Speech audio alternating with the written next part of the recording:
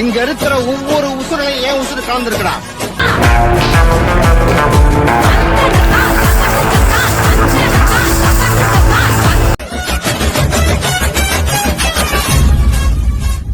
நான் என் தொழில் நான் தான் கில்லி. அவன் ஒரு இன்ட்ரெஸ்ட் அந்த இன்ட்ரெஸ்ட் வேலை தான் பார்க்க. நான் என் தொழில் பிடிச்சா வந்தேன். ஆனா இப்ப தொழில் ரொம்ப பிடிச்சி போச்சு. என்ன பிடிச்சோம்